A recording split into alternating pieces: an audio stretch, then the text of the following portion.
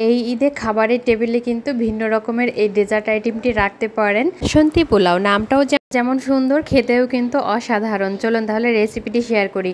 আমি এখানে 1 কাপ পোলাওয়ের চাল নিয়েছি।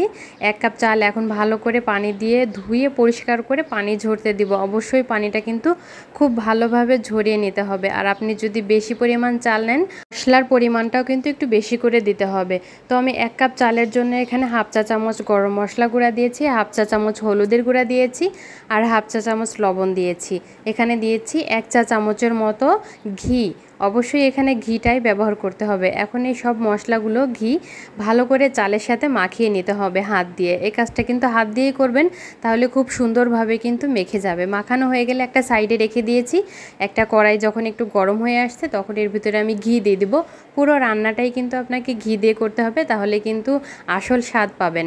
তেজপাতা দিয়ে দিলাম একটি চিড়ে, কাজু বাদাম দিয়ে দিলাম কয়েকটি, আর কয়েকটি কিশমিশ দিয়ে দিলাম।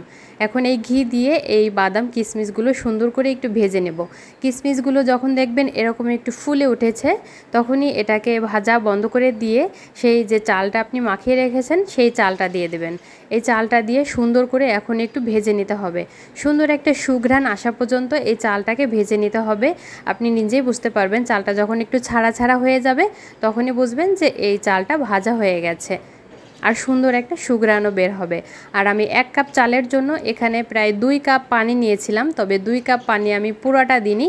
2 কাপ থেকে এই যে এতটুকু পানি আমি রেখে দিচ্ছি। তো চালের উপর নির্ভর করেই কিন্তু পানি দিতে হবে। অনেক চাল দেখা যাচ্ছে অল্প পানিতেই ফুটে যায়, আবার অনেক চাল কিন্তু একটু বেশি পানি লাগে। তো সেটা বুঝেই কিন্তু পানিটা দিতে হবে।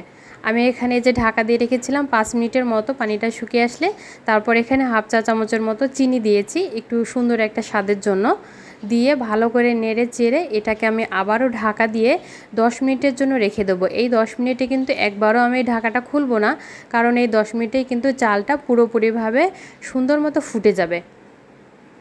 10 মিনিট পরে ফিরে আসলাম। দেখুন আমার এই চালগুলো কিন্তু অনেক সুন্দরভাবে ফুটে গেছে আর অনেকটাই ঝরঝরা হয়েছে। একদম কিন্তু একটার সাথে আর একটা গায়ে লেগে যায়নি। আর এটা আরও ঝরঝরা হবে যখন ঠান্ডা হয়ে যাবে। তো আমি একটু সুন্দর করে পরিবেশন করে দিচ্ছি। এটা একদমই অপশনাল, আপনি সুন্দর করে পরিবেশন করলে দেখতে সুন্দর লাগবে, খেতেও ভালো লাগবে। এই বাসন্তী পোলাওটা কিন্তু অনেক মজা খেতে। চাইলে কিন্তু ঈদের দিন খাবার টেবিলে এই বাসন্তী পোলাওটা রাখতে পারেন।